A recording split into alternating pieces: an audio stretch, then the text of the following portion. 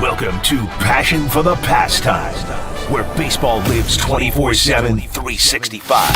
Catch conversations with beat writers, broadcasters, current and former players of all levels.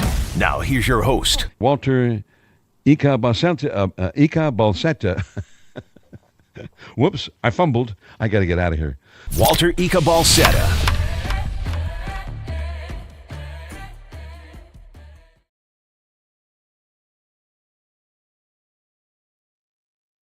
Yo, what's up, everybody, and welcome into another episode, a Wednesday edition of Passion for the Pastime here on a Wednesday, February 26th. God, I can't wait until we get the hell out of the month of February. I see my guy Markus Boucher getting set up. It has a nice look. Are you on a balcony, bro? We'll have to check in with Markus Boucher here in a little bit. But what's up, everybody? Welcome back to Passion for the Pastime. If this is your first time joining in, my name is Walter Icabaseta. I currently work at KNBR as a board op, depending on who you ask, where I am on the leaderboard of board ops. But I'm the board op and producer for the midday show with Greg Papa and Greg Silver. And I've been at KNBR for quite some time. We've been doing the Passion for the Pastime on YouTube since the start of winter meetings. So today we're going to be joined here in a few minutes by our guy, one of my dogs that I ride with, Markus Boucher from the morning show with Murph and Markus. So we're going to talk to him. He was out at spring training not too long ago, the opening weekend leading up to it. He was out there just rubbing elbows with all the Giants guys. So we're going to get his thoughts on spring training and everything that's going on currently. So what's up, everybody? Welcome into Passion for the Pastime. If you're new to Passion for the Pastime, welcome in here. Welcome to the family. Tacky, good to see you. Good to see you dropping in the knowledge as always. Always looking forward to Tacky coming in here with that. But dude, I haven't seen you in a while. So see how quick you change up when you win some tickets here on Passion for the Pastime. Don't show up for a week. So what's up, Tacky? Good to see you in here. AJ Cruz as well, rocking New Era. Mike Val. Who else we got in here? 415 West. We got Lori in here as well. Okay, Tacky, calm the hell down. So Markus is already standing by. I told him 6:10, but I don't give a damn. I'll talk ball with Markus. So we're ready to go. I'm gonna go ahead and add Markus here shortly, but really quickly, because as he was rubbing elbows with everybody, all the Giants players in spring training, got to start us off with the big ticket item here. You saw it on the thumbnail for the show with him, Murph, and the phenom, the future of this Giants organization, Bryce Eldridge. And Markus asked a really good question, and I'll just leave it off to Markus. Is it a personal goal for you to try to make the big league roster this year? Yeah, I mean, at some point, I'm not going to set a date. I'm not going to set a time, but, at some point this year, I want to earn my way up there and force their hand to bring me up there because, like I said earlier, that's the main goal for me, and I don't want to sit around in the minors. I want to be able to make an impact on the big league team and on the city as soon as possible. So I want to help those guys win some games. So I'm ready to go. He's ready to go, and I know my next guest is ready to go. Markus Boucher of the morning show, Murph and Markus on KNBR. You can hear him 6 a.m. to 10 a.m. Right before Papa and Silver. Got to give my show a plug too, Markus. What's up, bro? How you doing? Walleezy, my guy. Best board up in the building, best producer in the building, one of the best Giants voices in the building. Walter, glad to finally be on because, I got a passion for the pastime. Good to see you. Oh, hell yeah. Hell yeah, dude. No, loving the hat, too. We were talking about the upside-down San Francisco hat. But no, dude, we've been talking about having you on the podcast for quite some time, and we were talking about it not recently. I mean, we were even going back to last year when I was doing the Rounding Third and King, was talking about getting you on with the Yankees series, right? We'll talk about your Yankees here in a little bit. We'll talk about that. We'll talk about that, Markus, because you were out at the World Series game, so I got to get all that information because we've talked about it a little bit. We've got to share it with the peeps. What's up? Walter, I don't know if you'd be accepted on the Yankees with that beard. It's a little bit too long. You got to groom it up a little bit. Yeah, you know what? Derek hit me with that too, and Tacky has been talking on the YouTube chat. Says that I'm looking a little puby. So yeah, I got to clean it up a little bit. No, dude, this is like the scene out of Jackass where they all shave the pubes and they stick it on the face. Walter, we don't need that image, bro. We don't need that image. Oh, dude, incredible. Well, no, man, this is a long time coming, so really appreciate you taking the time out of your day. And I think did you set your alarm clock? You're all good to go. You took your nap. It's way past my bedtime, dude. You see the sun going down behind me. I got to make this quick and get out of here. So hell yeah, bro. The audio's all right. I don't even think my Bluetooth headphones are connected, but hey, I'm here. We're good to go. Let's talk. No, I got you, bro. I got you. So really appreciate it. But we started there with Bryce Eldridge, right? I'm just gonna go right off the rip. You were there in surprise, right? You were there with his big moonshot to center field, 450 feet, exit velo 110. Man, like tell me.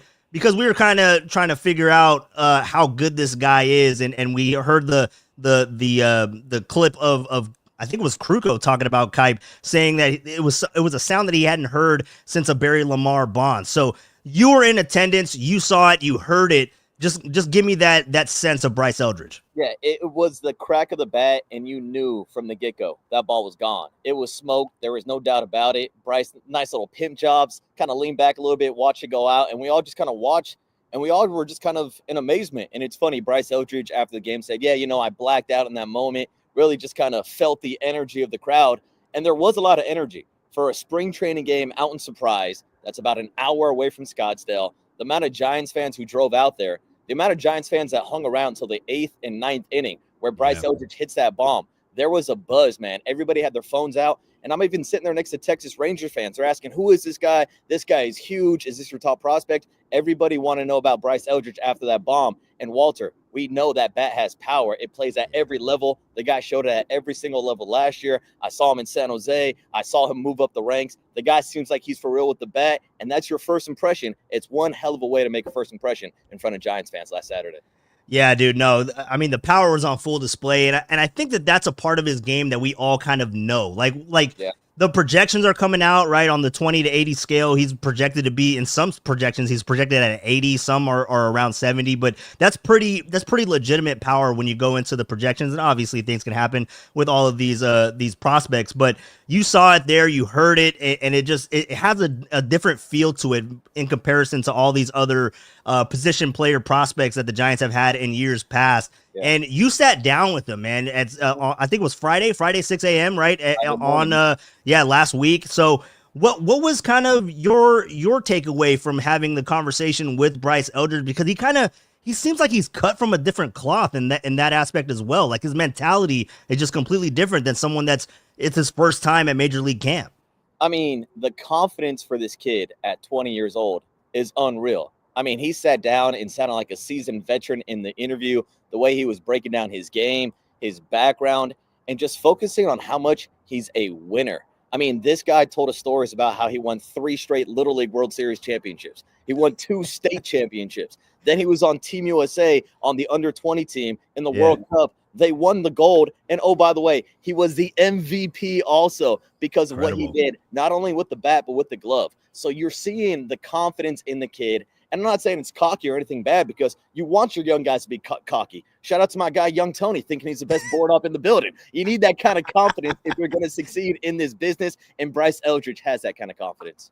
Yeah, man. No, it's one of the, I guess, the intangibles of baseball that I guess goes with lesser value, right? Or people don't really hone in on that, right? There's the ability there, but then there's also the mentality, right? There's the belief that you are a big leaguer. There's the confidence factor that comes in with that, because we saw what happened with Luis Matos, right? He came in last year and he had all the confidence in the world. He was player of the week. Like, this dude was hitting homers. He was going crazy. And then he started to hit like a little bit of a lull, and then the confidence just kind of went down, and then it trickled down to his defensive play, right? So it's really interesting just to see the mental aspect of the game, and just to see a young kid, 20 years old, that he already figured that out. You got to be excited if you're a Giants fan, and so really quickly, just talking about Bryce Eldridge, and we all are excited to see what he's doing in spring training. And, there's some people that think that he could make the opening day roster. There's others that believe that he's going to start the year in the minor leagues. Where do you think is the best what's the best situation for Bryce Eldridge to exit spring training? Best for Bryce would, to be honestly, to get some more work, whether that's in Sacramento or even maybe out in Double-A Richmond. And I know Giants fans don't want to hear that, but that is closer to his hometown.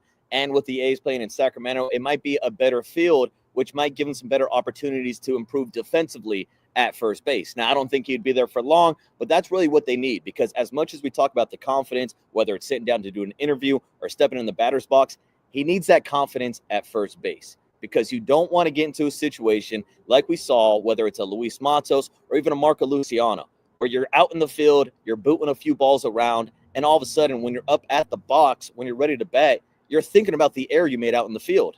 And you want all the focus to be hitting, succeeding. And so you don't want this guy to kind of get into his head mentally and start thinking about booting balls at first base. I know a lot of Giants fans want him to be the opening day DH, and trust me, man, I'd love to see that power in there, but I think you have to be cautious here and make sure you don't screw up the development of your top prospect. And then, I don't even want to get into the service time manipulation and stuff like that, but I'm looking forward to Bryce Eldridge for the future, not for the first couple weeks of the season. And going back to your interview that you had, and it was really, really interesting just to hear it from Bryce Eldridge. And I didn't even put two and two together. I mean, he was from the DC area, and he models his swing after another Bryce Harper, right? So you saw him up close and personal. You've seen him in San Jose. Do you see similarities in the swing with Bryce to Bryce Harper? I mean, definitely you see it with his load up. He's got the high left back elbow, nice and high. He has tightened it down a little bit. And for being such a long, lanky guy, he does have a pretty short, quick swing to the ball. So I like seeing that. But I think maybe my favorite takeaway about talking to him about Bryce Harper is he knows about what Bryce Harper had to do to make a big league impact. And look, Bryce Harper was a superstar. You want to talk about young guys having pressure on them? Walter, remember when we were 16 years old and Bryce Harper was on the cover of Sports Illustrated? This is a guy that left high school early to go play JUCO ball so that he can get drafted. And so he's gone from the high school route to the Team USA route to the big league level at a very young age. So I think it's good for Bryce Eldridge to see a guy he idolized, Bryce Harper, deal with those expectations and try to emulate it. Now, Bryce Harper is a hard man to emulate. We would love if Bryce Eldridge does turn into a version of Bryce Harper, but you see that swing, man, you see that power, and you start thinking about Bryce in San Francisco and how nice Bryce is. Yeah, no. It would be really incredible if he can hone in the level of success that Bryce Harper has been able to do, especially at Oracle Park, man. When he mentioned that, I started thinking of all the times that Bryce Harper has gone deep against the Giants. I'm just like, dude, it would be nice to be on the receiving end of that, right? to actually gain some points, gain some runs from our Bryce doing that at third and king. Because we talked to him about Bryce Harper putting it in McCovey Cove, and we asked him about when he was first originally drafted, and they brought him in to take batting practice at Oracle Park. And he said one of his biggest regrets was not putting one in the Cove. He hit a home run that bounced into the water. So he says he's looking for his revenge on McCovey Cove. Stay tuned. Dude, I can't wait for that. Whether it's, sometime this summer, sometime when we get into August, September, or even if we have to wait until 2026, we know that the Bryce train is coming. You talked about a little bit here on DH, and I want to get back to that, but really quickly, because Marcus, you were out at spring training, right? You were there for the vibes, right? Here we're gonna do a vibe meter because Dirty Work had the vibe desk with Austin Scottsdale is what I'm calling him now. That's forever his name. It's never gonna be Austin Scott ever again. It's Austin Scottsdale every single day until the day I die. But you were out there this year. You were out there last year. Were you out there the year before? Were you out there with Murph and Mac, or were you back at the studios? This is my second Scottsdale trip. Okay, Last year I went down just for the Thursday, Friday practice, flew out. This year I went down Thursday, Friday, and then stayed for the entire weekend. So just on that, so 2 back-to-back years, and it's the change of the regime, right? It's the difference between the Farhan regime and the difference with now Buster Posey at the helm. Just give me a vibe check, bro. How did it feel last year compared to this year? Just with talking to Bob Melvin, with talking to all these players, the mentality shift. What did it feel like down there at Scottsdale? It almost feels like there's a higher expectation now. with Buster Posey running the ship. Yeah. Like, there was a big feeling of guys saying they don't want to disappoint Buster, whether it was Bryce Eldridge or Logan Webb. I mean, you got the face of the franchise and the future of the franchise talking about how they want to make Buster proud.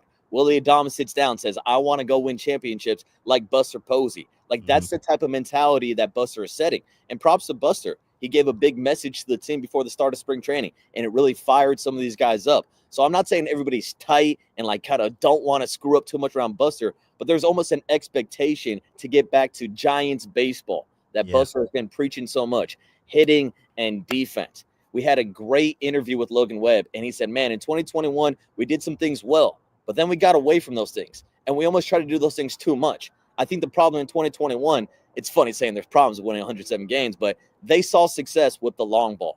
Then the Farham regime got just obsessed with bringing in guys who could hit 20 home runs or 15 home runs, and they try to patch it together.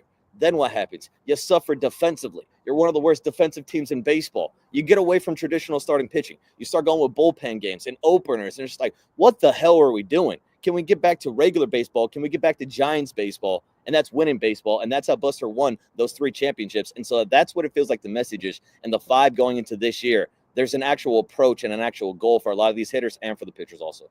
So one of the guys that definitely is responsible for the vibe change from last year is Matt Chapman. I mean, for sure, with him and his mentality and his grit. I mean, on the field you can see it, but definitely a presence in the clubhouse, right? I mean, you pair that with Logan Webb, and now you got Justin Verlander there as well. You got all these guys that have kind of similar characteristic traits when it comes to on and off the field as being competitors, right? And now with Buster Posey, with his first offseason, he brings in a guy that you've talked to quite frequently in this offseason, once in San Jose and also at Scottsdale Stadium, Willy Adames. And he's kind of the first guy. I mean, everybody with all the Andre Iguodala stuff with the Warriors, they were talking about, you know, Andre was the first guy to pick the Warriors. Andre was this is the first position player to pick the Giants. So what's your feeling on Willy Adames coming into this club? I feel like he's kind of like a 2.0 of what Matt Chapman was, and now you solidify that left side of the infield.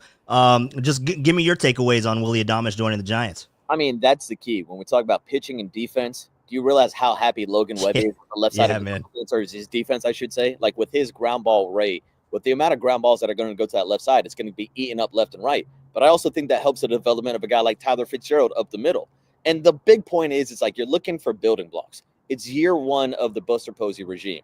And I think he's got a nice little mix of some veterans, your Matt Chapmans, your Logan Webbs, now your Willy Adames, but you mix it in with the young talent, your Jung-Hoo Lee, your Elliot Ramos, your Patrick Bailey, your Gold Glove winners. And there's a good mix, and there's a good fit, and it feels like everything is kind of vibing. And Willy Adames has been one of those guys to kind of bridge the gap between a lot of the players. Like, you see all these clips of people cracking up, and most of the time it's Willy Adames holding court. Like, the personality is no joke, and I got to correct you. I've interviewed him 3 times already this offseason, and man, every time I end that interview, it feels like I just want to hang out even more. I mean, I almost invited myself to the personal dinner that Jung-Hoo Lee, his mom, and Willy Adames had on Friday night just to hang out with the boys. Yeah, what's for dinner? Yeah, I like that. just get yourself in there. Yeah, hell yeah, dude. No, the thing with Willy Adames is, again, what you said. Like, it's just there's a different sense of, like, there's a different type of leadership, right? I feel like Matt Chapman kind of is a different type of leader, but then you look at Willy Adames, he's kind of the guy that keeps it loose, right? There's somebody that has to. It's a checks and balances type thing, right? In the clubhouse, to where Matt Chapman is going to hold everybody accountable. Willy Adames will do that too, but then he also keeps it loose, he keeps it fun, and I think that that's an important part for this young developing team, which is, I mean, you get the bat, you get the glove, and then you get the clubhouse presence from Willy Adames. So really excited to see all of that. Were you able to hook up or see Justin Verlander at all at your time in Scottsdale? I know that you guys originally had a interview set up, but did you see him behind the scenes at all? Unfortunately, no. Like, we walked down, I got to see him kind of coaching up someone like Hayden Birdsong. I went down and tried to get like a scope of the bullpen going on, and Justin Verlander was locked in, giving tips. And that's what you love to see. You love to see the veteran giving advice to the other guys. Like, one of my favorite parts about the Sunday game at Scottsdale Stadium, I went out to the bullpen and I watched Logan Webb warm up. And the entire staff was watching Logan Webb. Even the youngsters, or Carson Wissenhunt, the other 3 Carsons that are on the roster right now. T-Mac. I mean, literally every single pitcher in the building was in the bullpen watching Logan Webb. And going back to the vibes, the energy, they told us a story about how they went to go celebrate Justin Verlander's 42nd birthday by having a laser tag party. Yep. They also brought him out in a wheelchair and sung happy birthday to him. So it seems like the old man, Justin Verlander's fitting in pretty well.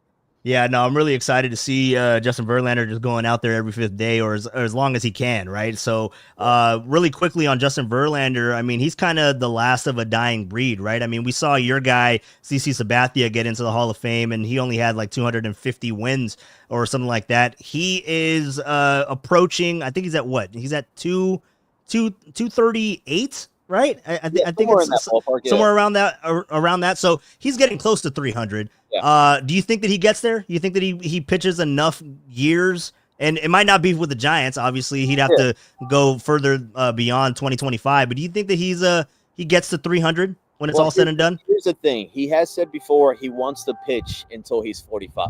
So that would give him 3 more seasons. And I don't know the number off my top of head, but if it's in that kind of 237, 238 range, what does that put him at? 10, 15, 20 wins a year? I don't know, Walter. You know I'm not good at doing math. This is why you don't bring me on the show to do math. Yeah. It's all going to depend on how Verlander looks this year, to be honestly. If he can regain any of that form from his Cy Young days, who knows if he still has that in him at 42. But this is a guy that knows how to pitch. Even if he doesn't have the top velocity, which, oh, by the way, the other day in his first start, he was hitting 95. So he still has some juice in that arm. But Justin Verlander is a man who knows how to pitch. So I'm not going to bet against him. I think maybe, but we'll see how this season plays out. Yeah, what's 10% of 9 million, Marcus? Come on, let's not do this again. I'm not a math guy. All right. Dude, that was so funny when I came in that morning. I was like, "What the fuck are you guys talking about?" Yeah. Justin Verlander, he's at 268, so he'd need 38 wins. Or I'm sorry, 262. So 262, he'd need 38 wins to get to 300. So 38 in 2 years. I mean, you average it to like 15.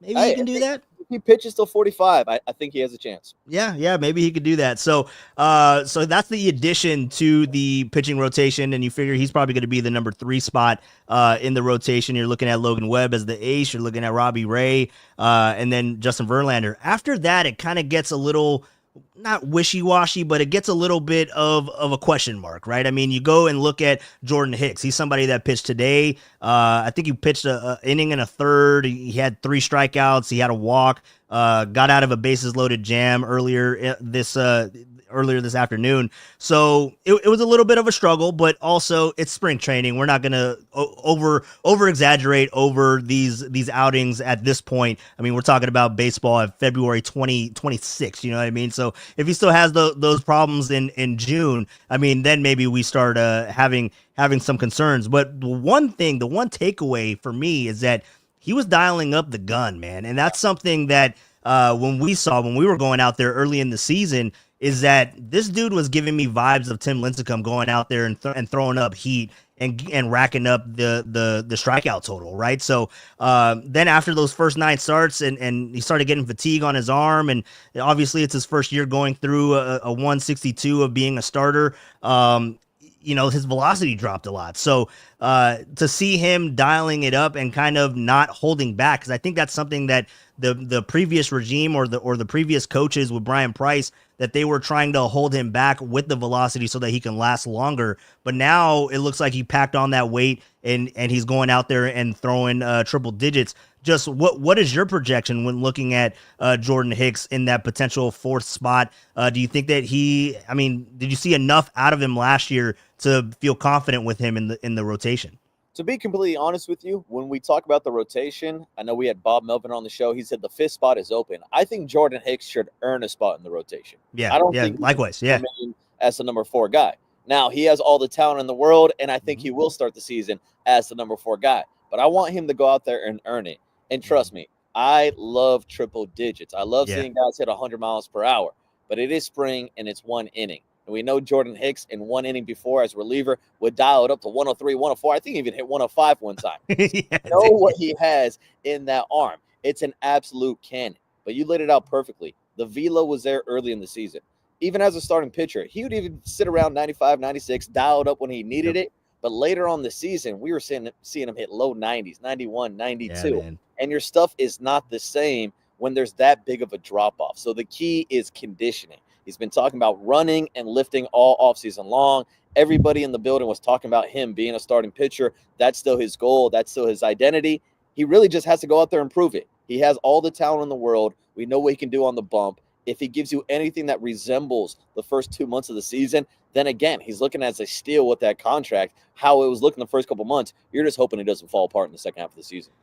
Yeah, I mean, that's something that happened last year, and you just figure another year of experience, another year of knowledge. Maybe he found something, right? He figured out, and like you said, with the conditioning coming in, I think it was 17 or 18 pounds he packed on, right, to get ready for 162. So really interesting to follow that along as well. We're talking here with Markus Boucher of the KNBR Morning Show, Murph and Markus. We'll definitely get into the morning show drama here in a little bit as we get out of here. Tacky hit me with something at 6:09. I gotta ask you before we get out, but really quickly. So I mean, you're looking at this Giants team, and you mentioned there with the fifth starter, right? Jordan Hicks is presumably the number 4, and I'm with you. I want him to go out there and earn that spot as well. I was kind of shocked in kind of all the dialogue that was going on early in camp and saying that Kyle Harrison's fighting for that 5th spot, and I was just like, oh, the 5th spot. So does that mean that the 4th spot's already locked up? That's Jordan Hicks?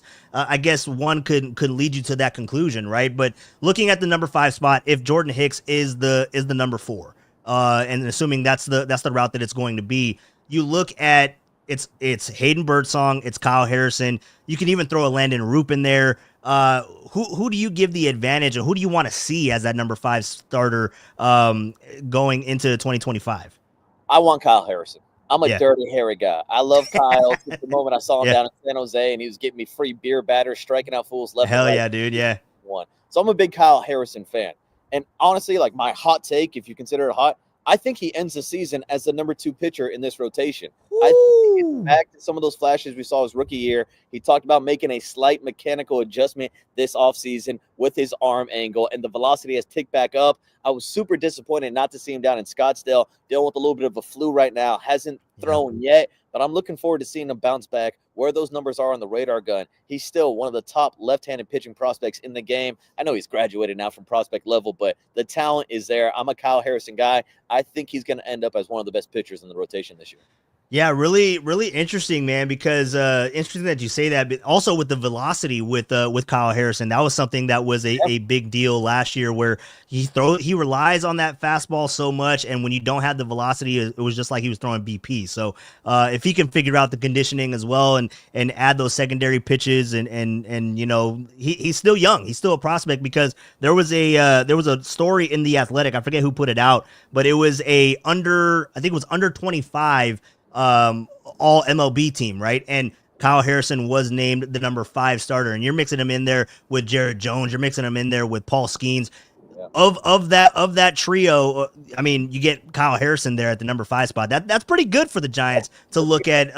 Obviously the age, but the projection and where he can possibly end up being at the end of this year. So Kyle Harrison, a lot of people are much higher on Kyle Harrison than I am. I would much rather have a Hayden Birdsong, just because I feel like Hayden Birdsong knows how to pitch versus Kyle Harrison, who's a thrower, right? You know that there's a difference between a thrower and a pitcher, but maybe, just maybe, Kyle Harrison can turn the corner this year. I would love to see that, because if he can do that and he does finish as the number 2 starter, then, dude, that's a really good year for the Giants. Yeah, then we got something going. And yeah, I love Hayden Birdsong too. I think he needs to compete a little bit more in the strike zone. Was a little bit too wild. That was his big message when we sat down with him in Scottsdale also. He wants to compete more. But, I mean, that's the thing. The Giants are going into the season with a lot of pitching depth, even with Landon Roop.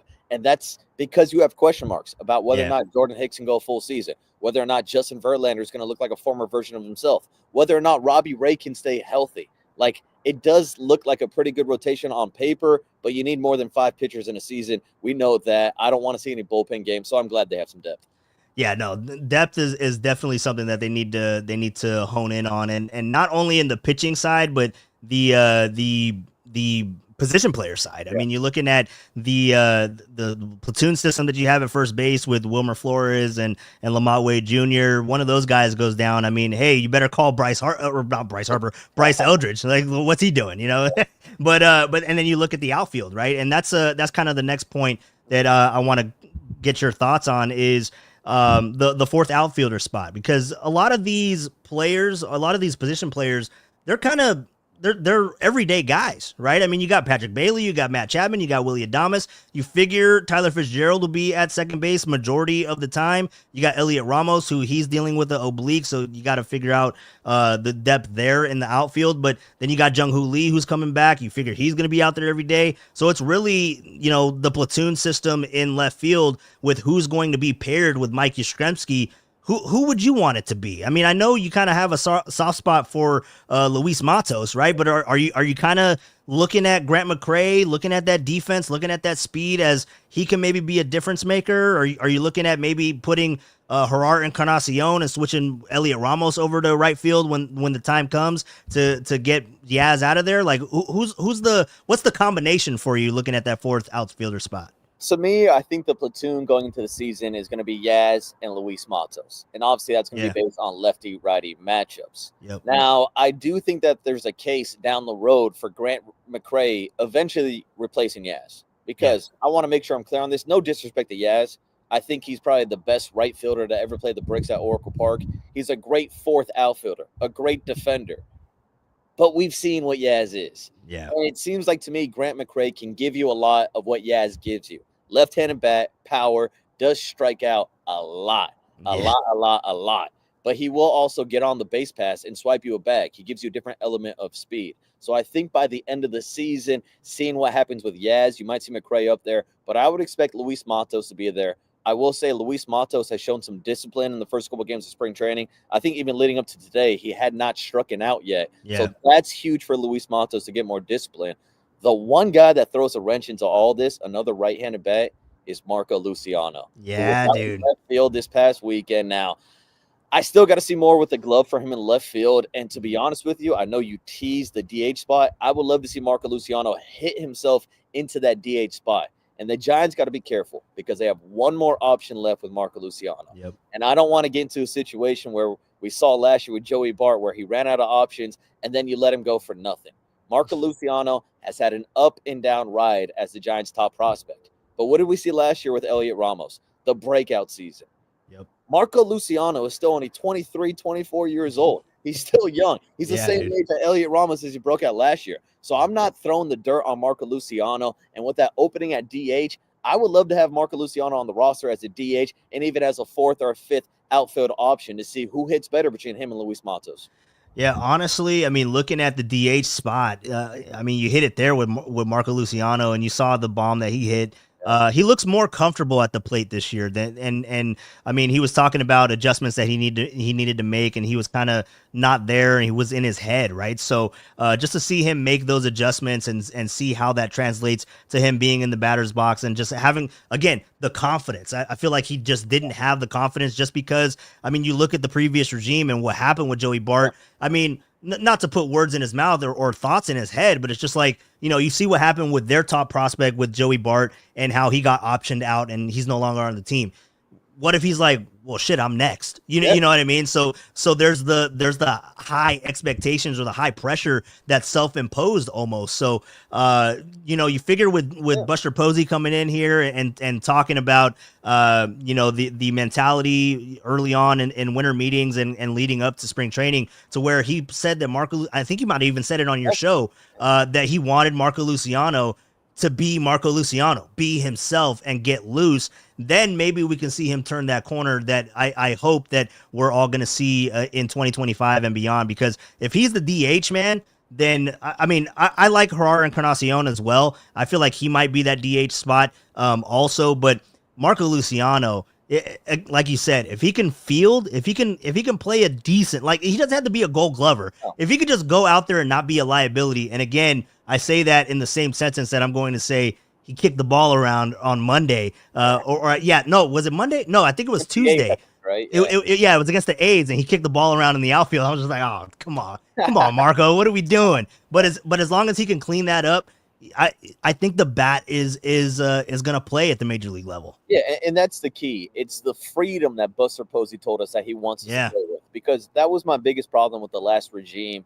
It's just all the prospects. To me, I don't want to, again, not put words in anybody's mouth, but it felt like they were dealing with that pressure. We saw Luis Matos win NL Player of the Week for the first time since Brandon Belt in 2018. And then a week later, they sent his ass down. Yeah, man. So you're sitting there thinking, like, if they can do that to Luis Matos, they can do that to anybody. And that's the key, is installing confidence in your top prospects. And that's why I'm a fan of giving these guys a longer leash. Let them sink, let them swim. And that was a problem last year with Marco Luciano. Farhan told him during the offseason that he was going to be the everyday shortstop. Then he brought in Nick Ahmed. Then he's sitting there thinking about how he can even get into the lineup, not getting time at shortstop, not getting time at second base. He's booting balls. He's in his own head, and that translates to the plate also. And again, circling back to Bryce Eldridge, that's what you don't want to see. You don't want Bryce moving around between different positions, booting the ball in the infield or in the outfield, and then he's thinking about those defensive mistakes while he's on the plate. Let these guys play freely and let them build some confidence. That's the key here, and especially when we're talking about the development of all these young guys on the roster, it's a huge, huge piece, not only to this season, but for the future of the Giants with Buster Posey. It sets a precedent, man. It sets a precedent with how you handle your top prospects, and the other guys in the organization are going to follow suit, right? So it's going to be really interesting, this 2025 team and just the development of some of these young guys for sure. I've been enjoying seeing the sunset behind you, Marcus, so I'm going to let you get on out of here really quickly, but I gotta get a Yankee question. I guess it's not really a Yankee question. It's more of a baseball question. You know me. I'm a huge fan of this guy right here. If you can't see who he is, that Vladdy? That's Vladdy. That's Vladdy. And we know the turmoil in Toronto. Are you kind of hoping that he he's the filler after Paul Goldschmidt next year? I mean, who doesn't want Vlad, right? Even with the thought of Bryce Eldridge in the future, I'd want the Giants to be in with Vlad. Have them switch back and forth between first base and DH. You see how many sluggers the Dodgers got in their lineups. But yeah, I would expect Toronto, or should I say Vlad, to have a big market this offseason. I just got to ask you, what the hell are your Blue Jays doing? Like, they're really desperate to sign a free agent. They're throwing cash at everybody. And then Vladdy wants to get paid, and they're like, nah, we're good. You can go ahead and leave. We're not going to pay you the money when you already have a homegrown superstar.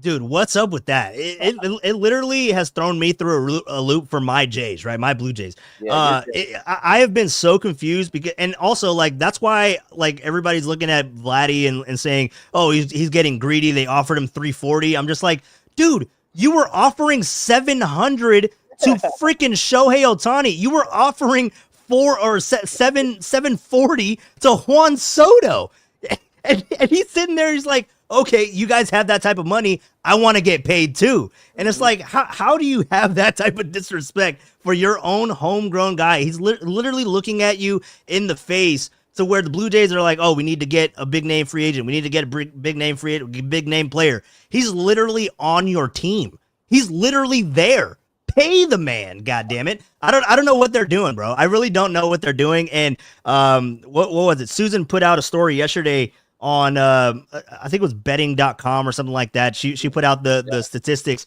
or the betting odds that the Giants are somehow the favorites to land Vlad Jr. I don't know how realistic that is. I mean, I saw that, my ears perked up. I'm like, oh hell yeah, dude. If I can get that Vlad Jr. Jersey that I have in my closet and get that orange and black, hell yeah, I'm gonna do that. Like I dye it myself. I don't need to get a Giants jersey. I'll just dye the Blue Jays jersey orange and black. But the flea market, have a guy spray paint. yeah, dude. I'll get it makeshift. I think AJ Cruz probably has a guy for me. I'll have to talk to him, the Mexican American Dream. But yeah, man. So it's really interesting just to see all of that going down. But I just had to get your thoughts because I mean, you know, Toronto Blue Jays, they're the rival of the Yankees. How you feeling about your Yanks, your pinstripes? Hey man, I'm confident in the pinstripes. They're changing up the vibes. They're changing up their win-loss music a little bit. They're allowing beards a little bit. I don't know. You got to switch something up, but I mean, you still got I still just can't believe Juan Soto went to the Mets, bro. What the fuck, dude? Man? What the? It's because he couldn't grow a beard, bro. He couldn't grow a beard, so he left. I know, dude. A little too little. You can't even grow facial hair. Juan Soto's got a beard. A liar. He was trying to. But he couldn't. As he's a Yankee. Now he's in New York. Now he's in Queens. He's gonna grow it, bro. Yeah, it's gonna come out. We'll see about that. We'll see about that. baseball. You worry about your Jays. I think your Jays have been smoking too many Jays. That's why. Yeah, my Jays have been smoking too many Jays. Boucher too. Oh, dude, they're gonna lose everybody. They're literally only gonna have Anthony Santander. That's all they're gonna have now. Yeah, that's fantastic. But really quickly, I want to get your thoughts, dude. The World Series, not the result, but just going out to a World Series game, man, because that's always been a dream of mine. We had three World Series come through San Francisco, but obviously I wasn't able to go. We had the vibe here in San Francisco, was out at Pedro's and all that kind of, like, it's a fun time when the Giants are performing and you're around that atmosphere. But you were in New York. Like, if I wasn't out on the West Coast, bro, people might hate me for saying this, but if I wasn't on the West Coast, I would love to be in New York. I love the atmosphere out there. So just tell me how it was, like, just being out there with your pops, with your brother, for the World Series games, man. Oh, Walter, I understand why they call it the Bronx Zoo, because it was a fucking zoo, man. And luckily I went to Game 4, the one game that the Yankees won, the one game where that guy down the right field line, who kind of looks like our boy Triple E, tried to put Mookie Betts in an armbar and actually assault him down the right field line. And I was like one section over. And, bro, the place was a madhouse. And the fact that I got to take my dad to Yankee Stadium for the first time in his life, like, I've talked to you about this, like, behind the scenes. Like, the reason why I love baseball is because my pops raised me to love baseball. He's a Yankee fan. That's why I was raised a Yankee fan. And so to have that moment, to fly him out, to pay for his ticket, to spend a lot of fucking money, Walt, because that was expensive. Yeah, I know. That's a bucket list memory. I mean, if anybody can get out to a World Series, but it's different, man. You know how baseball is on the East Coast. We love baseball out here on the West Coast, but baseball in October out on the East Coast, Yankee Stadium, man, it was nothing like it. The celebration after down at Stan's and Billy's too, man, it was a zoo. It was a good time. Yeah, dude. No, I was really happy for you to have that experience with your pops. And last year, when was it that the Giants or the Niners played on Christmas Day with the Ravens? It was last season, right? Not this past season, but the season before that. Yeah, 2 seasons ago, technically. Yeah, so my pops was out here, and I had the opportunity to take him for Christmas Day, and he's a huge Niner fan, right? I mean, that's all he would talk about. You can't. Joe Montana could do no wrong. Jerry Rice could do no wrong. This dude gave Jerry Rice a kiss on his cheek, on his cheek, dude. He was a kid at a candy store, so just for for us, like the love of sports and the passion, it comes from our dads, right? So for you to do that with your dad and for me to do that with my dad, it wasn't Candlestick, right? But it was Levi's, and it was still the Niners, so it was a lot of fun. Which, by the way, I don't know if you were watching the show last night. If you go back and look at the video. At the end of the podcast, I ended it. My dad was standing right here because he came into the house, so he was listening to the show. But dude, really happy you were able to do that. But real quick, man, let me get you on out of here because the sun is going down. It might already be down completely. I think I see stars behind you. Past my bedtime. I know. I think I see a plane landing at SFO right there. What's going on out here? But really quick before I let you go, Tacky chimed in earlier. I promised I was going to get to it, and I'll skim through this really quickly. But Walter, he said I gotta ask you, how's it feel like being the only one Dirty Work doesn't seem to want a beef with? I pointed to, if we're gonna keep it on the Drake, Kendrick Lamar, J. Cole. I pulled the J. Cole card yesterday when somebody brought it up. They're like, what's going on with Tony and Tim? I was like, dude, I'm gonna be the J. Cole. I'm gonna let my boys go at it. I have no idea what's going on, but I'm gonna keep it with the rap game. Yeah. You are Eminem. No one wants the beef with Eminem. Hey, what did Dre say? You don't want to fuck with the white boy. You don't want to fuck with the white boy. It's simple as that. Now, all jokes aside, man, it's all fun. It's all beef. Oh, yeah.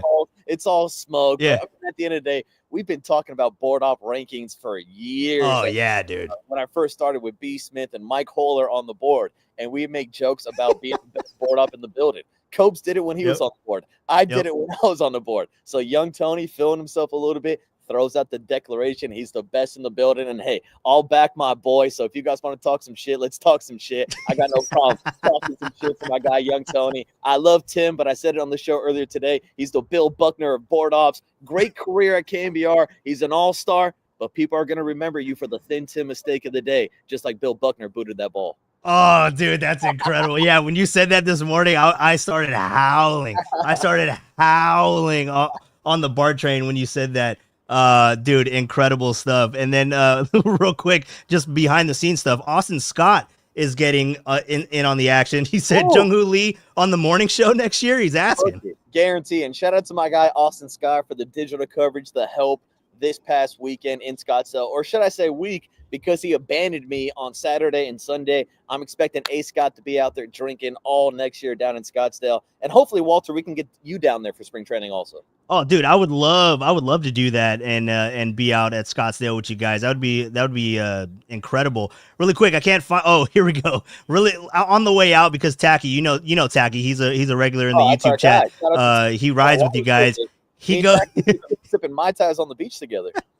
He's chiming in here. He said he's doing the show from Tony's house. He's out here being his bodyguard to save him from dirty work. I'm telling you, man. You've seen, what is it, the Tobey Maguire Spider-Man? Where's that scene on the train, and it's Joey Diaz, our guy Coco Diaz, and he goes, if you want to get to him, you got to go through me. That's what it is on the morning show. If you're gonna talk shit about my guy Young Tony, you gotta answer to the boss of the board ops anyways. You gotta answer to me. That's the case there. Oh, dude, that's incredible stuff. Yeah, it's so funny. It's so funny. I can't wait for the Royal Rumble. I can't wait for the Royal Rumble to be set with all the board ops. And then my guy Danny Dunn, I saw him in the chat earlier. My guy Danny Dunn comes in with his Stone Cold music, and it's Danny Dunn, dude. And everybody loses their mind. I mean, that's a dirty little secret. Danny Dunn's the best in the business, anyways. I mean, inside the building or outside the building, it doesn't matter. Danny Dunn is number one for life on my board op rankings. Hell yeah, bro. Well, dude, I appreciate you taking 45 minutes of your time. I know it's past your bedtime. The sun is out. Sunset, man. I hope you enjoyed the sunset. I love the sunset. I'm loving seeing the planes landing at SFO, dude. That's incredible. I don't think that's the first time that's ever happened on this podcast, so I appreciate it.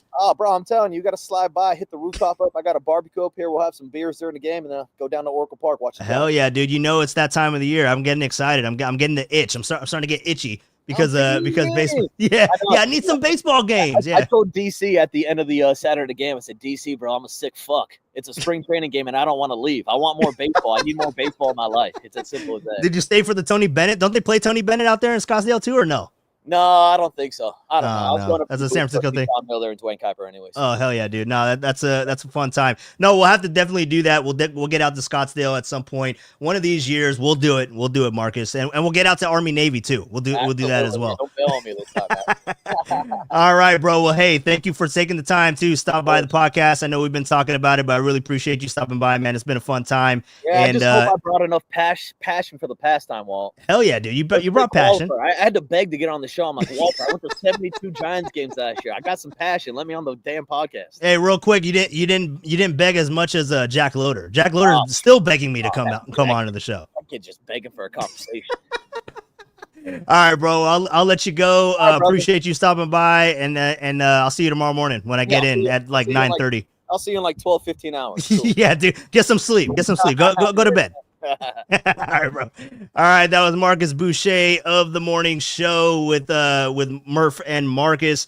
Dude, love that guy. It's always a fun time. And if you guys could ever get out to a Giants game and see me and Markus just going out there and rooting on the Giants and just it's a vibe, man. You go out there, we hang out, it's a fun time. So me and Marcus will definitely be out at some of the games, and I know Tacky's gonna be around as well. Ernie, everybody, Otis, Pat H was in here also. All you guys, we got to get together and watch a ball game, because it's definitely a fun time. I'm getting excited just talking ball with Marcus. I mean, you guys don't know this, but I used to talk ball all the time with Danny Dunn, and prior to that, it used to be with Eric Engel. So I mean, not because they're not there anymore, but I always talk ball with Marcus. So whenever I'm talking baseball with Marcus, and obviously with Copes, but with Marcus, because I spent a lot of my time at the games with Marcus, whenever we're talking ball, dude, that means it's right around the corner. Like, that gets me excited. Like, I'm really excited about the season now, just talking with Marcus here on the show. So I hope you guys enjoyed that conversation. It was a lot of fun. My apologies that I wasn't able to get to everybody's stuff here in the YouTube chat, but glad you guys were able to stick around and enjoy the conversation with me and Marcus. It's the first time, it won't be the last time. We'll definitely continue to do that as well. So let me get on out to the YouTube chat really quickly. Let me see what's going on, because you guys have been talking for quite some time here. Let's see if I've missed anybody. Otis, good to see you in here. Otis, Tacky's been chiming in for sure. Tacky asked earlier at 6:26, how hard did Markus throw pre Tommy John? I want to say that he was in the mid 90s. Don't quote me on that, but I want to say he was either low to mid 90s prior to Tommy John, because I remember him talking about it like last year when we were all talking about Tommy John surgery. So I want to say it was the mid to or the low to mid 90s. I think he was maybe like peaking at maybe 92, 93. I'll have to ask him. I'll get back to you on that, Tacky, for sure. Otis chiming in. I think we were talking about Jordan Hicks at this time. I just hope Jordan Hicks doesn't flame out as a starter like last year. Yeah, man. I mean, that's the big thing that we're all looking to with how the starting rotation is going to go. Jordan Hicks putting on that extra weight. He has the knowledge. He knows like what his body needs for a 162. So you just hope that it can take him a little bit further, because I mean, let's just be honest. For me, those first 9 starts of Jordan Hicks, I was looking at that, and I remember having these conversations pre-show with John Lund, and when Jordan Hicks got signed and he was a reliever going to turn starter, and they signed that lucrative deal, right? And they got him in there as a starter, and me and John Lund, we were kind of looking at each other. We were just like, okay, I mean, really, what are we doing? Like we were just like, stop getting cute. Like, what, really? And then he started going on that incredible run at the beginning of the year. And then me and John were looking at each other. We were just like, maybe we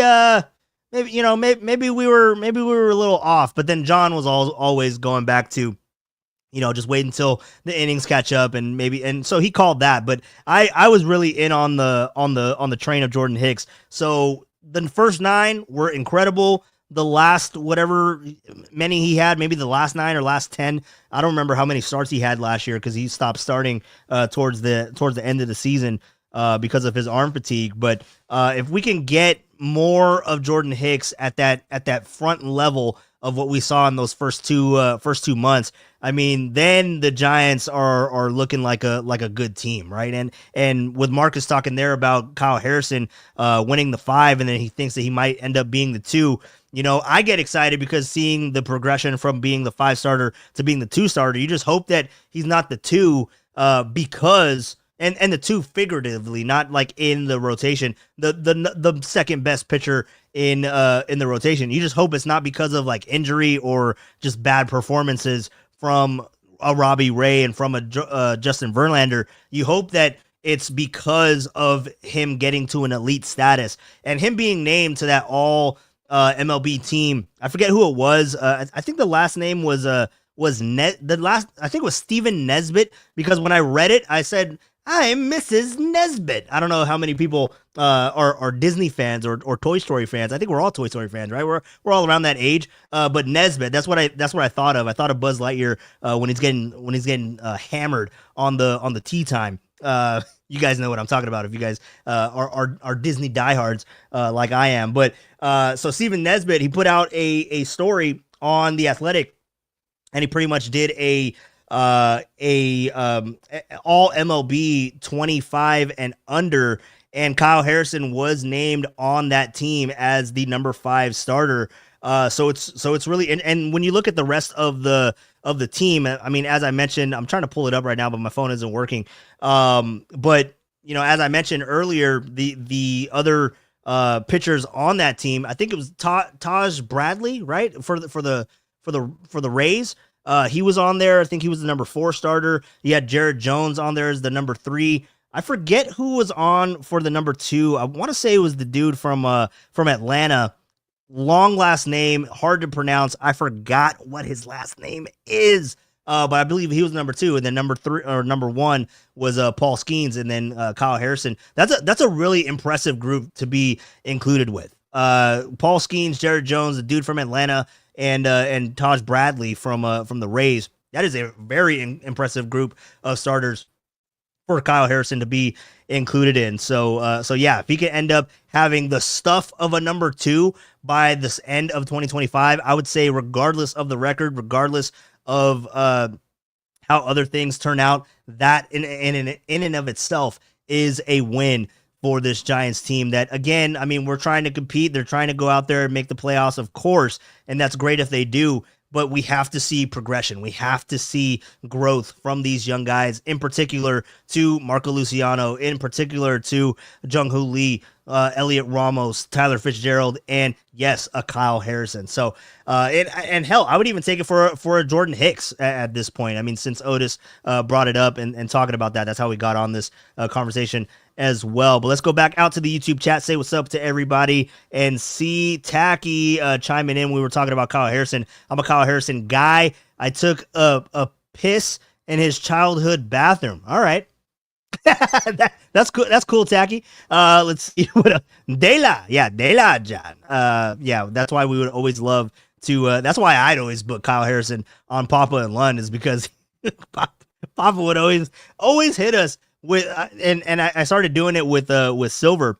He would always hit us with a De La, and then we started doing a De La counter, right? So the next time that Kyle Harrison is on, I have to definitely keep track of how many times Papa says De La, or maybe I just keep a track from now, like from the start of baseball season, opening day, how many times he references De La in the broadcast for a full season. We'll have to get that counter up. But let's go back out to the YouTube chat. Appreciate everybody for stopping by here, for sure. Let's see what else we got going on. Harrison fell apart last year. I prefer Birdsong. You know, I do prefer Birdsong as well, but Harrison does have a higher ceiling, I think, just because of the elite stuff that he possesses. I think that he has a higher ceiling, but I do think that Birdsong currently is the better overall pitcher, as you guys have heard me say ad nauseum. Let's see what else we got going on. Oh, Scott chiming in. What's up, Scott? Good to see you in here again. Sorry you didn't win the tickets, bro, but we're going to do more giveaways as we continue to go through this season. It won't always be tickets, but it might be merch. It might be a hat. It might be, maybe some gift cards to Tony's Slice House. I don't know. We'll figure it out. That's what we do here on Passion for the Pastime. I'm a man of the people. I want to give back to my people out here. But Scott chiming in, what's the over-under on how many games Marcus attends this season? That is a really interesting question, and I'll ask Marcus when I see him tomorrow, and then I'll bring it back to the show. But I want to say he went to like 72 games last year. 72 of 81, I think, is the number. So if you're going to set it over-under, I think maybe you're setting it at 70, right? I mean, maybe he meets, or maybe you set it at 71 and a half. Does he meet what he did last year at 72? Or does he regress a little bit? Does he go down to maybe 69? Hey-o. But yeah, that's a really good question, Scott. I'll definitely ask Marcus once we get close to the start of the season. We'll probably have him on again, because remember, it's February 28th or 26th, excuse me. February 26th. We still got plenty of time before we got baseball coming up. And just to let you guys know, we will have more guests as the season gets closer. I was talking to Katie Wu earlier today. We're gonna have her on. I'm gonna have her on next week. She covers the St. Louis Cardinals, so we'll have her on the podcast. Check what's going on with Nolan Arenado, because yeah, I mean, he's gonna end up getting traded, and then also just looking at other trade pieces and looking at stuff from the NL Central. See how things are going there with the Cubs. See how things are going there with the Brewers, and she's seen a lot of Willy Adames as well. So we'll get a scouting report on Willy Adames there also with Katie Wu. We'll talk to her sometime next week. We'll also talk to Bill Lasky at some point. I was talking to him. So we're going to be mixing in the guests here left and right. Won't get too much because I still want to have you guys included, and like I did with prior guests, try to include you guys during the conversation. But you know, can't always happen as smoothly as that, but I'll definitely get you guys in there once we have these guests line up. Let's see, Otis going back out to the YouTube chat. Wouldn't mind Luciano as the DH. Yeah, man. I mean, in a perfect world, I would love to see that. I would love to see that Marco Luciano would be on the 26-man roster and being as the DH. I mean, Gerardo Encarnacion, he looks like he's going to be a force for the DH spot. And I mean, we all want to see the new toy. We all want to see the guy that we've been hoping that would crack the MLB roster and be effective in Marco Luciano. So yeah, I mean, maybe it does come down to Gerardo Encarnacion and Marco Luciano. And in which case, I mean, who would you prefer? Otis is going Luciano. You know, I would just go with whoever is proven to be the more powerful batter. Right now, if you were to give it to somebody, I think it would be Encarnacion. But it's still early in spring. We'll have to see how it goes. Scott chiming in. Hope you had the over. I think he did 72. He did do 72.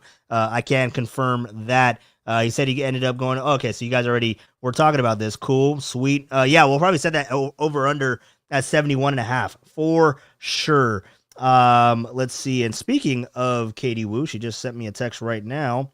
Any day is good with me. All right, so we'll figure it out with Katie once that time is appropriate. We'll probably do it on a Tuesday, because coming off of the weekend games, got a lot to talk about on a Monday, so we'll probably do it on a Tuesday. And Mondays are Dunn days. We're gonna have Danny Dunn on Monday, so actually we'll see. It might be a regular thing during the regular season, but I'll have to see if Danny's down to do Monday. I think I saw Danny in here earlier. Danny, if you're in here still watching, you good for Monday, bro? I'm booking you right now live on the podcast. Let's see what else we got going on here. I also don't know how he kept count. Yeah, I think that because he missed so little games, it was just easy for him to subtract which ones he didn't go to. I mean that I think that's the way how he kept track of it. But yeah, Otis chiming in as well. Went out to one Giants game last year, the home opener. Hope to make it out to some more games this year. Definitely, Otis, dude. If you're out there, hit me up. I'm gonna be out there as frequently as I can. I won't be out to as many as I was last year, but I will be out there. Not all the time, but I'll be not as much as Marcus, but I'll be out there. So definitely hit me up. We'll definitely do a Passion for the Pastime meetup. One of these games for sure. Maybe it's the game that Tacky gets those tickets to. We still haven't discussed which game Tacky wants to attend, but we'll definitely get those tickets to Tacky here sooner rather than later. Tacky went to 12 Giants games and 14 A's games. I respect it, dude. I respect it. Yeah, that's a good portion. But let's see what else we got going on here in the YouTube chat. Where is Marcus? That ain't SF. Yeah, that's where you chimed in and said that he was guarding Tony, right? Yeah, there it is. I see it right there. Hell yeah, dude. Looks like maybe Danville. Oh, you guys are incredible. No, I know exactly where Marcus was. He was at his pad. He was at his location. I still haven't been there yet, but he has in his defense, he has invited me multiple times. I just haven't made the trek out there. You guys know me with making plans and flaking. Nah. Where's Rockin', by the way? Talking about flaking. Where's Rockin'? Rockin' good? I haven't seen Rockin' in here. Was Rockin' in here earlier? I don't know. Hope Rockin's good. Let's see. Yeah, NYC is a bucket list. Dude, if you haven't been out to NYC, if you haven't been out to New York, I am fortunate enough. I have family in Jersey, so I have a reason to go, right? Like that's how it started. And then since I went out there for a wedding, I fell in love with the city. And then I've gone back probably, I think 3 or 4 times. No, I think 3 times since going the initial time.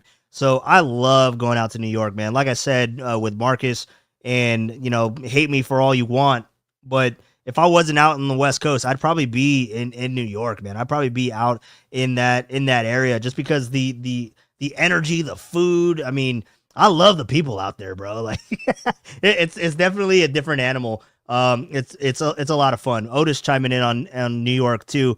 Really fun place to visit. It would be cool to go to a Yankees or Mets game in New York one day, preferably. Yeah, no, that would be cool. And the fun thing about that, Otis, is that now, because the Giants, they're going to New York on their second road trip, right? They opened the season on the road in Cincinnati, then go to Houston. Then they come back for I want to say a 10-game or 10-game homestand, right? They play Seattle. Who do they play on the back end of that? Seattle. I forget.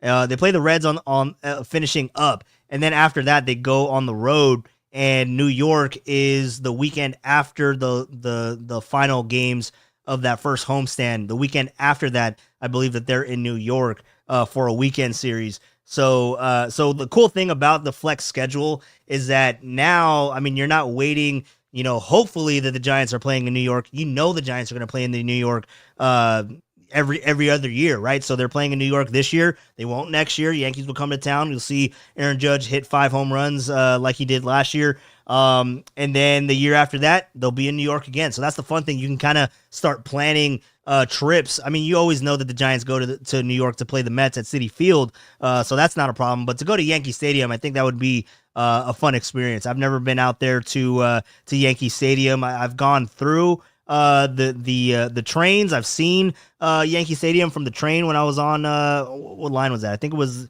it the Long Island Railroad? I can't remember. No, it wasn't the Long Island. It was the one that went north of the city. I forget which railroad that was, because it wasn't a subway. It was definitely a train. But anyways, you go right past the Bronx. You go through the Bronx and you go right past Yankee Stadium. It was cool to see from the train, definitely. But got to get out to a game. I feel you on that, Otis, for sure.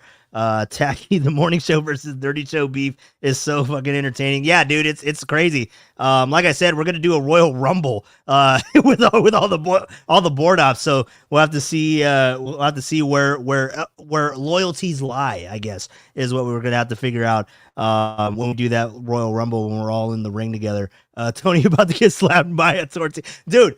AJ, oh dude, Mexican American Dream. That was I was dying when I heard that phone call earlier this morning. That was good shit, dude. That was really, really good shit with the slapping him with the tortilla. Oh, dude, I was laughing so hard. Yes, and please do that. Mexican American Dream for sure. Let's see what else we got going on here. And by the way, I think I had a phone call when I was talking to Marcus. My apologies. I was not looking at my phone. I didn't see it. So my bad on the phone call for the cruise line. My apologies. But I'm pretty sure that phone call was for Marcus. So, but you can call back if you want. But if the phone call was for me, cool. If it was for Marcus, my apologies. Just let me know what you want me to relay to the man, because I see him every day. Mexican American Dream got Tony all hot and bothered. Yeah, he did, bro. Yeah, he did. It was so good. It was so good. Past his bedtime? Yeah, past young Tony's bedtime for sure. Okay, let's see what else we got going on in the YouTube chat really quick here. Pat H, great stuff. Really appreciate you guys. Make Marcus a weekly. Yeah, we'll see. We'll see what the water boy wants to do. I'd be down with it. I mean, dude, we have conversations every single morning. So, I would not be opposed to that, but you gotta let the man breathe. You gotta give it some time to let it feel, really good, right? When we do have, it's kind of like a treat. You can't give it too much, because if you give it too much, it loses its luster. So we'll mix them in. We'll definitely get Marcus, in more frequently, at some point. See, Marcus is awesome. The first night in Hawaii, he and I closed down the pool bar. That does not surprise me one bit. That does not surprise me one bit with Marcus, and just knowing his vibe. I can confirm that is accurate by Tacky. Pat H, great stuff, dude. Appreciate you. Good show. Yeah, thank you guys all for stopping by. It was a fun time. Yeah, my bad, AJ. My bad. I missed the phone call. When Marcus is back on, and he will be back on at some point, you can call back. Just give me a heads up. I'll have my phone ready to go. My bad. I didn't see it, dude. So I feel bad about that. Let's see. Yeah, Marcus threw some heat for sure. Who's running? Tacky, you always drive me crazy. All right, dude. Yeah, Tacky was out of here. So good to see Tacky. Appreciate all you guys. Let's see what else we got going on here. Just Just yeah. Encarnacion. Yeah, I know what you're talking about, Ernie. That was bad too. I'm never doing that again. That was terrible. That was me, Walter. I was going to tell Marcus to tell Tony not to be mad. No, let him be mad. Let him stew in it. No, I was nice to Tony today when I came in. I was talking to him and I was just like, dude, you're starting shit, bro. What are you doing? And then I think he was like legitimately concerned that I was upset with him. And then I had to tell, I felt bad because I'm a nice guy. I'm a man of the people. I had to tell him. I told him, I was like, hey man, like I'm just fucking with you, like relax. And then he like kind of calmed down. So but love Tone. Sometimes, not all the time, but most of the time, love Tone. But let's see what else we got going on. Passion for the bedtime. Hell yeah, dude. For sure. We're talking 7-Eleven right now. Not the convenience store, although that is the next level convenience store. We'll talk 7-Eleven another day. But 7-Eleven PM. That's getting ready for Derek Papa, who I see now in here in the YouTube chat. Getting ready for Derek Papa. Derek's trying to see where all his listeners are at. Derek, I promise they're going to go over to your show here shortly. Just Your Opinion, man, starting in about 4 minutes. I'm going to get on out of here too, because it is Passion for the Bedtime. It is getting close to my bedtime. No bullshit. But 7:12. It's been a long day. Went to Target. It was a lot of there's a lot of people out going to a Target during the week, and then you leave at a bad time. I didn't think I was going to make it on time for the podcast, which I did. Kinda. I started like a minute late, so my apologies. But yeah, I was at Target, so it's been a busy day. I'm a tired guy. Says the guy that got to work at 9:30. Anyways, let's continue to go out to the YouTube chat. Derek Papa, yeah, nice new glasses. Derek, I did not do anything with my eyebrows. How about Derek not noticing my new glasses? He was like looking at me, staring at me, and he was like,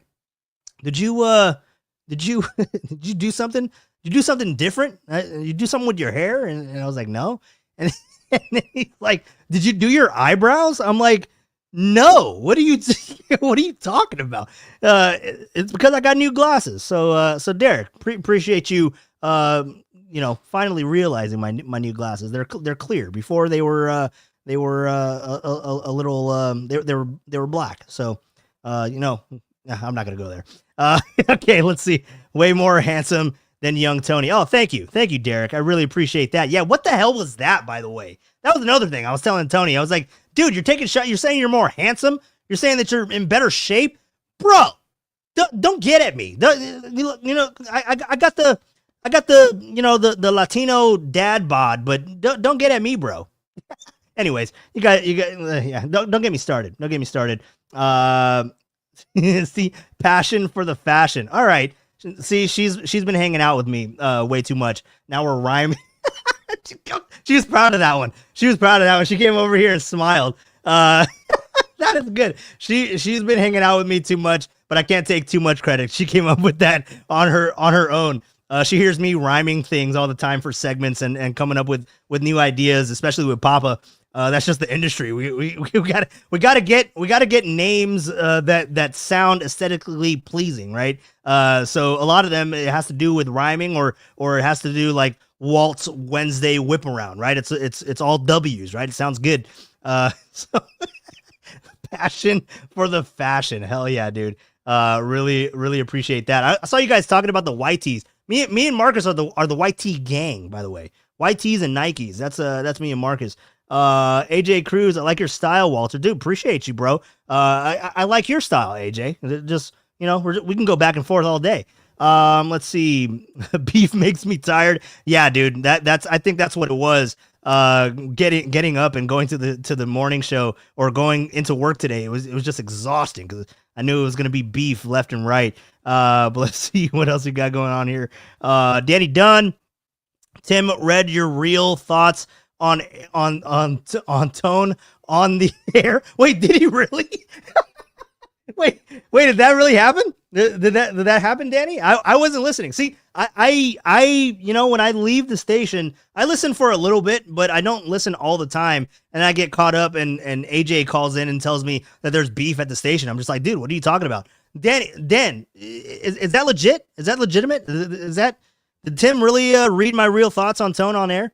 That's hilarious if he did. He did? Oh my, what segment? What segment? What time? I got to go back and listen. I did not know that this. God damn it. See, now I'm getting roped in. I knew when Tim said something to me today when I was leaving. He said, I appreciate you're playing the neutral ground, but at some point you're going to choose. And I'm just like, all right, Tim, I got a train to catch. I got to go. Motherfucker. You guys got to let me know what time he did that. Oh my God, this is incredible. Yeah. So, okay. So now I know what to expect, in the morning tomorrow. I know to expect, but at least I can have Marcus vouch for me, because I had no knowledge of this. We were talking ball for 45 minutes. So, okay. I'm going to be looped into the drama. Fantastic. That's great. All right. So let's go ahead and end this thing. Derek late to his podcast for sure. He is, as always. He's doing his best to be on time. He's probably starting his pod right now. Did I just get a notification on my phone? I think I did. I don't know if he started yet. Anyways, I'm going to get on out of here, guys. You guys go enjoy Derek on Just Your Opinion, man. It's going to be a good show with him and Steven. I'll head over there and stir up some S. I got to ask Derek, what the hell did Tim say that I did? But you guys have a good one. Be safe around 5:45. Thank you, Pat H. Really appreciate that. I'm going to go check that out. Tony, going to give you the cold shoulder tomorrow. Oh, dude, I was so upset when I came into the studio. I had this whole planned out. I was hoping that he was on camera and I was just going to come in and like choke him out, just kind of, assert my authority. But not seriously, but I mean, maybe a little bit, but no. So that's going to be fun tomorrow. So we'll have to see. 5:45. I'm going to go back and listen to what the hell Tim put in my mouth. Whoa, pause. All right, you guys, I'm going to get on out of here. You guys go enjoy Just Your Opinion, man, with Derek, Papa, and Steven.